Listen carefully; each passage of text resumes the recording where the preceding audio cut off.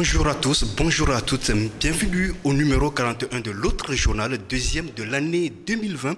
Merci de nous rejoindre. Nous sommes avec Père Pierre-Marie Charnel-Afogno. Il est le directeur national de l'enseignement catholique, aumônier des cadres catholiques du Togo, porte-parole du mouvement des forces vives Espérance pour le Togo. Et c'est avec lui que nous allons faire le tour de l'actualité sociopolitique du Togo, en compagnie bien sûr de Isidore Kouanou.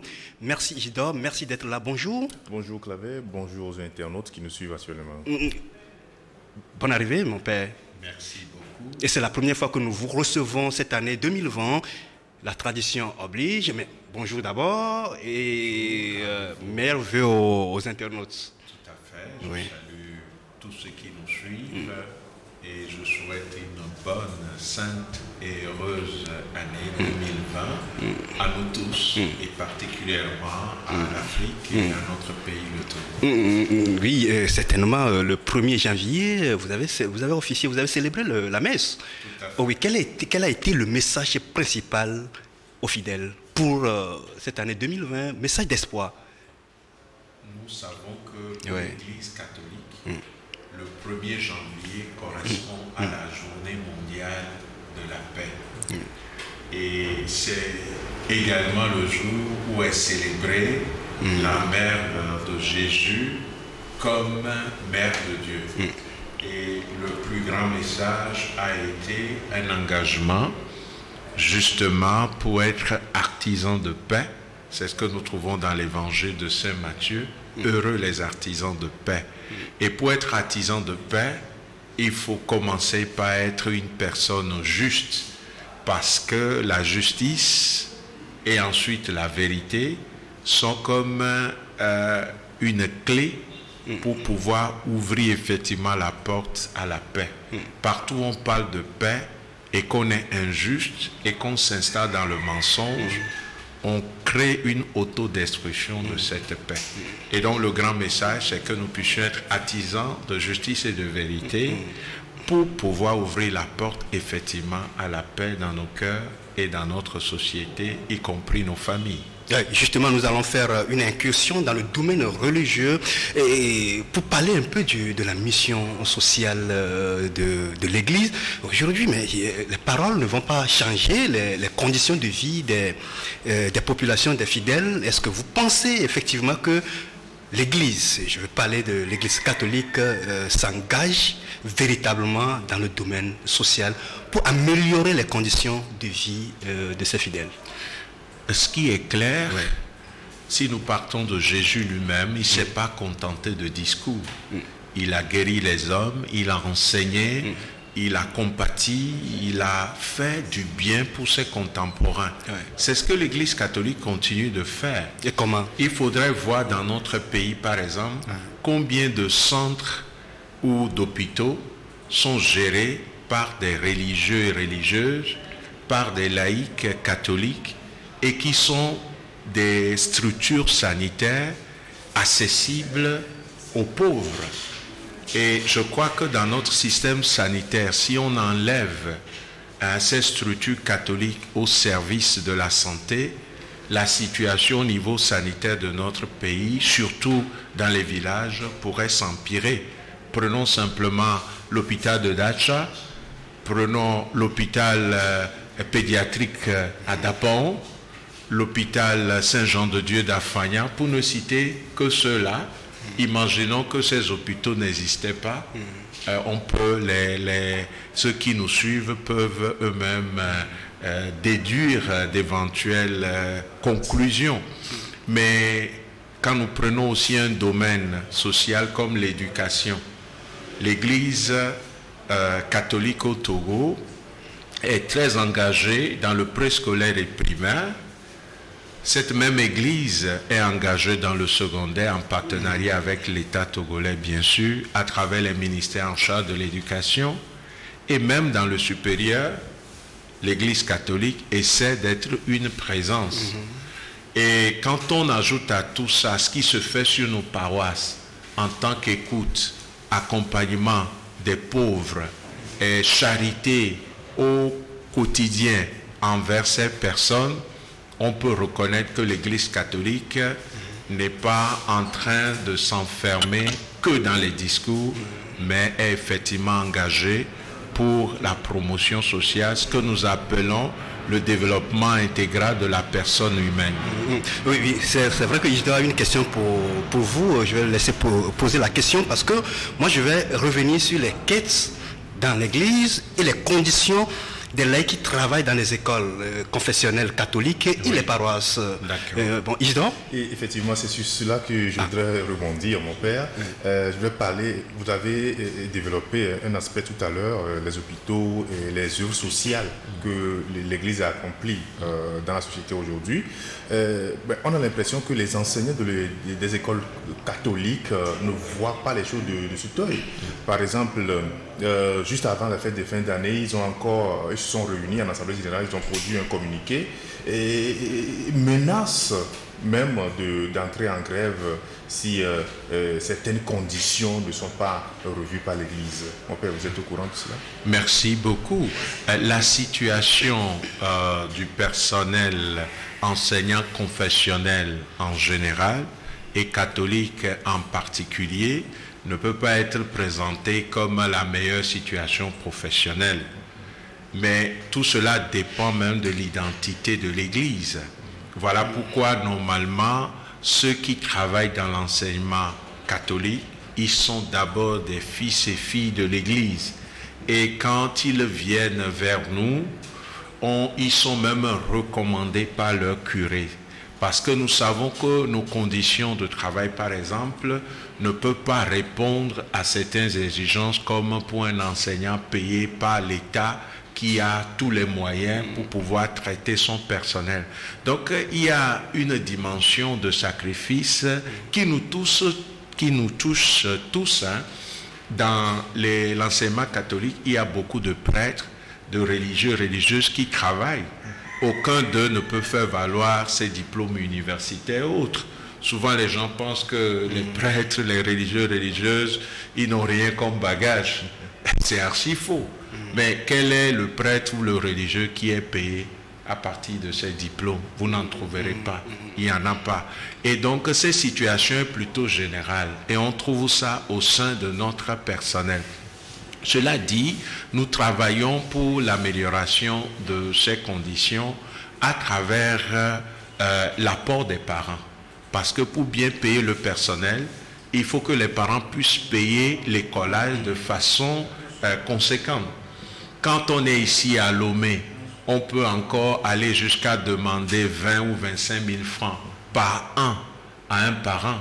Mais quand on commence à aller à l'intérieur du pays, à Gboto-Zévé, à Tami au nord là-bas, et dans d'autres villages, mais si vous demandez même 3 000 francs, mais difficilement les parents peuvent inscrire leurs enfants chez nous. Du coup, l'enseignant est payé à partir de l'écolage, surtout les enseignants que nous appelons enseignants volontaires. Et l'État nous vient en aide parce que l'État prend en charge le salaire d'un certain nombre, à peu près 50% de ces enseignants. Et nous sommes toujours en partenariat avec l'État sur ce dossier parce que les églises en général ou les confessions religieuses en général prêtent main forte à l'État pour qu'on puisse atteindre l'objectif non seulement de l'éducation pour tous, mais aussi les ODD4, une éducation de qualité accessible à tous. Et donc, sur ce plan, il faut reconnaître que notre personnel n'est pas bien payé et que même la convention collective interprofessionnelle qui devait s'appliquer à nous, nous n'arrivons pas dans tous les diocèses à pouvoir l'observer, faute de moyens.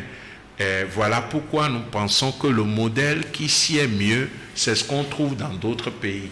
Par exemple, si vous prenez le Mali, le salaire des enseignants catholiques ou confessionnels est intégralement payé par l'État malien. C'est le cas en Angola, c'est aussi le cas en France, on peut citer d'autres pays. Il y a d'autres pays, ce qui se fait, c'est que les enfants qui vont dans ces écoles bénéficient d'une bourse. C'est un peu le cas en Côte d'Ivoire. Ça fait qu'il y a des revenus pour pouvoir payer ces enseignants. Ce n'est pas tout à fait le cas chez nous pour le moment. Ça ne veut pas dire que l'État ne fait rien. Non, l'État fait beaucoup, je viens de le dire. L'État paie plus ou moins la moitié de nos enseignants. Mais c'est encore insuffisant pour que le traitement soit à la hauteur de ce que le personnel désire. Du coup, ils ont le droit de demander de meilleures conditions de travail. Mais ce qui est dangereux dans le mouvement que nous observons, c'est que ceux qui font ces revendications et qui appellent à cesser le travail ne relèvent d'aucune organisation reconnue. Ils ne sont pas, par exemple, syndicats. Et on observe qu'il y a une façon de fonctionner qui est contraire même aux lois. Par exemple, on a vu des enseignants qui ont demandé aux élèves de sortir des classes et ont dû les forcer. Des enseignants qui exercent de la violence parce qu'ils se disent si on arrive à déloger les enfants, on va atteindre nos objectifs.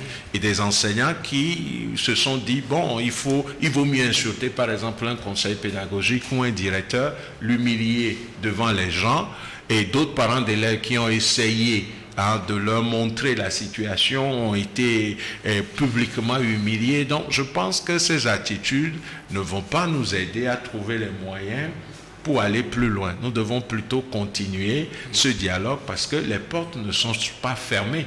Moi-même, j'ai rencontré ce groupe-là de décembre à maintenant au moins 2 fois. Le directeur diocésain de Lomé a eu aussi à les rencontrer. Je ne pense pas que ce n'est pas la perturbation des cours que cela va générer des moyens. Parce qu'il fonctionne comme s'il y avait l'argent quelque part, comme on le fait en entreprise. Le patron a gardé. Donc quand vous mettez la pression, le patron a peur de perdre en termes de bénéfices et donc il libère l'argent. Ce qui n'est pas le cas parce qu'ils sont censés bien connaître la nature de l'Église et de l'Église catholique parce qu'ils sont tous des catholiques. Cela dit, nous reconnaissons que les conditions de travail à notre sein est vraiment des conditions qui demandent beaucoup de sacrifices et d'abnégation. Cela dit, nous n'obligeons personne à y être. Je pense que ici... Mais l'Église en a besoin. L'Église en a besoin, nous en avons besoin. Voilà pourquoi il est question d'une forme de volontariat. Parce qu'on n'aura jamais les mêmes moyens que l'État. À moins que l'État s'engage, comme je viens de le dire, on le voit dans d'autres pays, à prendre intégralement en charge le salaire et les avantages de nos enseignants. En ce moment... je pense que c'est le modèle qui fonctionnera le mieux. Et la France, qui est un État laïque, très laïque, paie encore à ce jour, grâce à la loi d'Hébré, tous les enseignants confessionnels français. Parce que si l'éducation est une priorité, ce que nous faisons, ce n'est pas du business. Nous sommes dans une activité sociale d'intérêt public, d'intérêt national et qui finalement demande de grands moyens, dont les salaires. Voilà. Oui, vous l'avez dit tout à l'heure, mon père, que vous ne forcez personne, c'est une forme de volontariat. Mais est-ce qu'il y a une solution aujourd'hui au niveau de votre diocèse pour ce remue-ménage au sein du corps enseignant? Je crois que dans l'immédiat, il n'y a pas de solution magique. Sinon, on serait dans l'utopie. Comme je viens de le dire, il y a 2 sources possibles pour bien traiter le personnel. Il y a l'écolage et il y a les subventions de l'État. Alors, tant que d'un côté comme de l'autre, il n'y aura pas une augmentation conséquente, il est impossible d'envisager tout de suite, hic et nunc, une amélioration immédiate.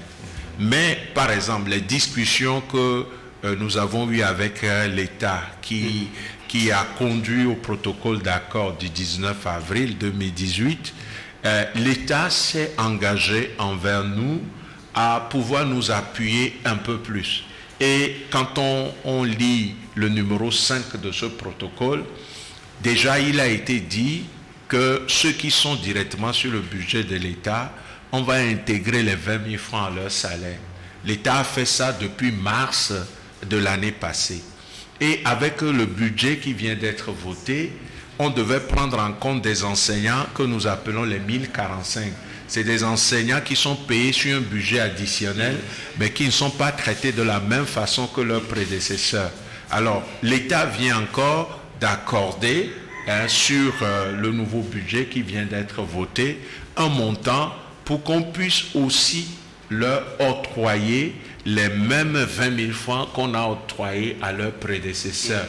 Et l'État a dû même faire des efforts pour prendre en compte l'année achevée, c'est-à-dire l'année 2019. Donc nous sommes en ce moment en train de voir la mise en œuvre pratique de tout cela.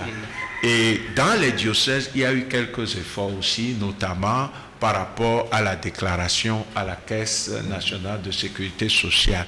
Mais on ne peut pas trouver une solution immédiate à tous ces problèmes, à moins que d'un côté, les parents s'engagent à payer plus et de façon conséquente, ou bien l'État se dit, notre population elle est pauvre, on ne va pas faire des écoles confessionnelles, particulièrement catholiques, des écoles d'élite, et pour ça, nous subventionnons de façon conséquente en prenant en charge le salaire des enseignants. Oui, mais mon père, quand vous prenez certains établissements catholiques, mais les frais de scolarité, ce n'est pas moins, hein, c'est oui, beaucoup, de 80 000 par exemple. Oui. Vous prenez par exemple Isaac et un T2, IT1D, vous prenez un DA, on ne paie pas moins de 80 000 francs, mais c'est trop cher quand même. Oui, mais ce que beaucoup d'entre nous ne font pas comme étude, c'est que le salaire, ce n'est pas une entité qui est ponctuelle.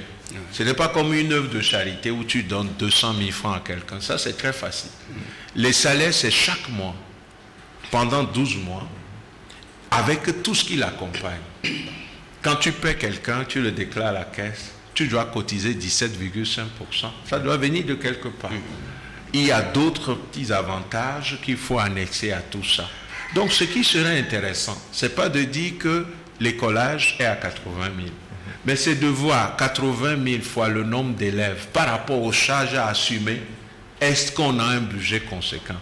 Quand les gens vont aller dans ce sens, ils comprendront que même à 80 000, nous sommes encore au niveau social. Au Niger, l'école primaire, vous pouvez vous renseigner, parce qu'ils n'ont pas de subvention, ils ont pris l'option qu'ils sont toujours à but non lucratif, mais l'école doit pouvoir prendre en charge le salaire des enseignants.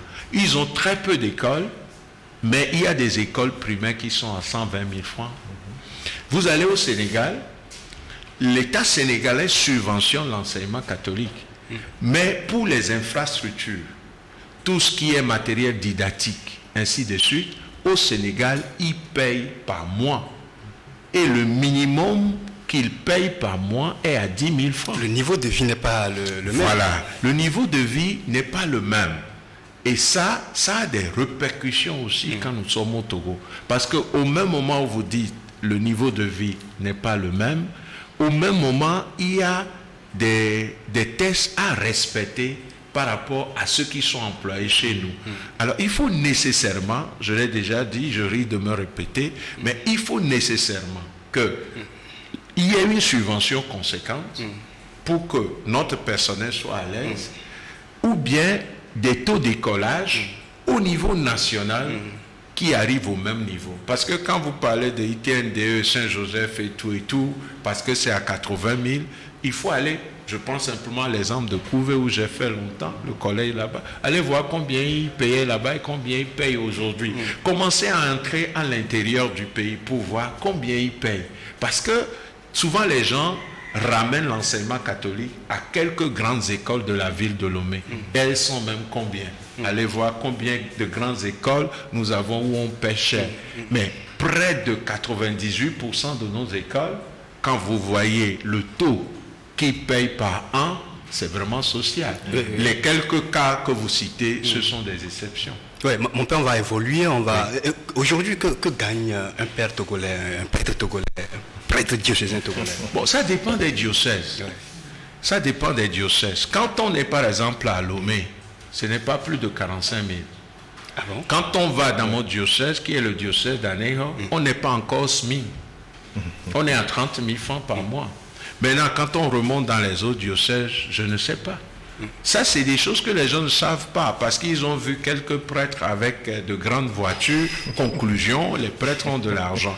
Bon, il y a des prêtres, peut-être qu'ils ont de l'argent parce qu'ils viennent de familles où ils ont eu des choses en héritage. Parce que le prêtre peut hériter de sa famille. Certains parce qu'ils ont des relations privées. Le prêtre a le droit d'avoir des relations privées. Mais souvent, on parle de quelques grandes paroisses de Lomé. Moi, j'ai fait 9 ans dans un village où il n'y avait pas l'électricité.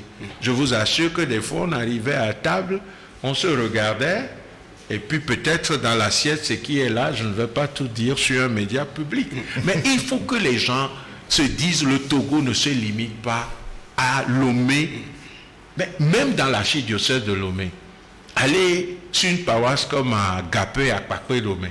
Allez dans des paroisses qui sont dans les villages. Vous allez voir.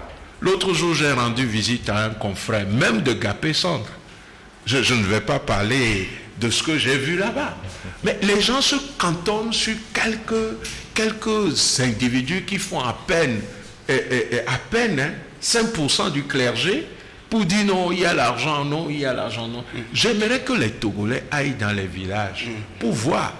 Moi, j'ai fait une paroisse où comme quête, c'est les ignames qu'on te donnait en saison. Où il y a les ignames, ils sont généreux. Moi, je suis très content. Et quand ils vont cueillir les fruits, les meilleurs fruits, ils l'apportent. Des fois, c'est un coq. En période de fête, c'est peut-être une chèvre. Mais on était heureux parce que nous sommes là pour le peuple. Oui, mon père, si on restait à Lomé, restons un peu à Lomé. Hein. Oui. Et quand tu dis Lomé, il faut dire essentiellement telle commune. Parce que comme je viens de le dire, Gapé, c'est Lomé. Prenons Lomé, voilà. La capitale, la ville. Mais les quêtes, mais on en fait assez de lundi jusqu'à dimanche. Dimanche, je me rappelle que on a dit que les dimanches, on ne fera qu'une seule quête. Maintenant, on trouve un autre argument pour faire 2 quêtes les dimanches. Et si le ventilateur, on doit réparer le ventilateur, on dit, mais les fidèles doivent cotiser. Et finalement, les quêtes, à quoi servent les quêtes? Les quêtes servent à chaque entité. Il ne faut pas globaliser. Chaque paroisse a son budget et une structure autonome. Vous comprenez. Maintenant, il y a des diocèses qui ont pris l'option de centraliser certaines quêtes. Et ce que vous appelez la deuxième quête et autres, c'est ça qui permet à la structure de fonctionner. Il y a des employés qu'il faut payer, il y a l'eau, il y a l'électricité et tout ce qui est charge. Mais il y a aussi la vie des ministres, ça vient de l'évangile. Celui qui travaille à l'autel doit vivre de l'autel.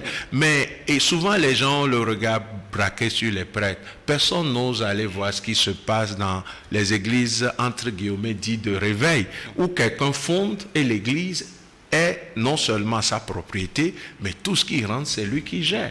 Le prêtre ne peut pas faire ça parce que sur sa paroisse, le droit canonique lui fait obligation d'avoir ce qu'on appelle le conseil des affaires économiques. C'est eux qui gèrent ces quêtes, les deuxièmes quêtes et tout. Le prêtre ne peut même pas toucher ça. Et si on va à la banque, on voit bien que l'argent de la paroisse, des deuxièmes quêtes, c'est des laïcs élus par cette paroisse qui gère. Est-ce que ces sous servent à entretenir l'église, la paroisse? Parce que j'ai donné un exemple tout à l'heure pour dire que même s'il faut acheter un ventilo ou bien le réparer, on demande aux fidèles de cotiser. Oui, moi je me dis... Parallèlement à ce qui se fait déjà. Je me dis, ça peut-être c'est un cas précis que vous prenez. Et chaque paroisse, les fidèles, je ne pense pas qu'il y a des gendarmes derrière eux pour le faire. Il y a ce qu'on appelle les traditions sur les paroisses. Sur certaines paroisses, ils savent que quand quelque chose est gâté, on doit faire une quête pour réparer. Et ça, il ne faut pas dire que c'est seulement chez nous. Hein. Souvent, nous oublions que tout ce que nous avons reçu jusqu'à maintenant comme aide de la part de ceux qu'on appelait missionnaires qui venaient de l'Occident, mais c'est des quêtes. Mais les gens, c'est grâce à leur générosité qu'on a construit certaines églises. Le petit séminaire, oui, c'est un grand problème. Une année, je me rappelle, ça n'allait pas du tout. Hein. Moi, j'étais hier au petit séminaire. Mais je crois l'année passée, je crois que l'année passée, bien sûr passée, mais on a failli rater cette année académique. Bon. Parce que les conditions n'étaient pas du tout remplies. Oui, vous savez, est-ce qu'au Togo, toutes les familles, majoritairement, arrivent à bien vivre? Parce que une église, un séminaire, une structure d'église est à l'image du peuple. Moi, je suis allé chez mon confrère prêtre à Accra, mais je n'ai pas pu tenir dans sa chambre parce que je me dis, mais tout ça, il a trouvé où? Et pourtant, c'est un minimum. J'ai visité à Lagos des prêtres, mais ça n'a rien à voir avec nos prêtres d'ici. Donc, quand le niveau de vie du peuple permet, les gens se sentent bénis dans leur travail, ils deviennent généreux. Quand tu prends un prêtre qui vit à Munich ou un prêtre qui vit en Suisse, le prêtre qui vit en Suisse n'a pas moins de 3000 francs suisses, à peu près 2900 € comme salaire mensuel. Et tenez-vous bien, payé par l'État. C'est ça les réalités. Donc, ne nous blessons pas inutilement. Plutôt, disons-nous, tant que nous n'aurons pas attaqué la question de la misère chez nous, que ce soit le prêtre, que ce soit l'enseignant, que ce soit l'évêque, que ce soit qui, on va aussi goûter à une forme de misère. Parce que les conditions de vie au niveau général vont impacter positivement les entités qui sont dans la société. Donc nous ne pouvons pas être d'une population pauvre et dire qu'au petit séminaire, il a manqué ceci, à ceci. Mais je vous dis qu'il y a des prêtres dans les villages, il faut aller à midi voir ce qu'ils mangent. Il faut aller à midi voir ce qu'ils mangent. Je ne l'invente pas. Si des gens qui nous écoutent sont disponibles, ben je vais les amener. Donc, on vit selon le niveau de vie de la population. Vous voyez un prêtre qui est, par exemple, je ne sais pas, sur une paroisse de Lomé, où les gens peuvent cotiser un dimanche peut-être 300 000.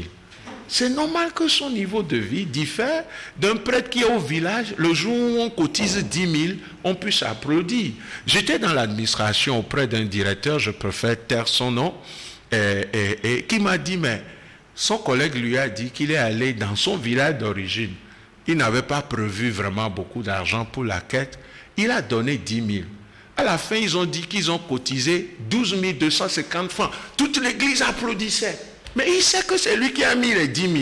Alors il s'est dit, donc, ici, les caisses, ça fait souvent 2200 et quelques. Et le prêtre vit comment? Ça aussi, ce sont des réalités. Travaillons ensemble pour que notre population émerge, sorte de la misère, et les entités au niveau social vont aussi prendre un impact positif de tout ça. Merci mon père, on va revenir dans la deuxième partie, c'est la fin de la première partie. Mission sociale de l'Église, on va prolonger le débat dans cette seconde partie et spécialement on va aborder la question de la franc-maçonnerie au sein de l'Église catholique. Merci. On se retrouve dans quelques secondes. Merci beaucoup.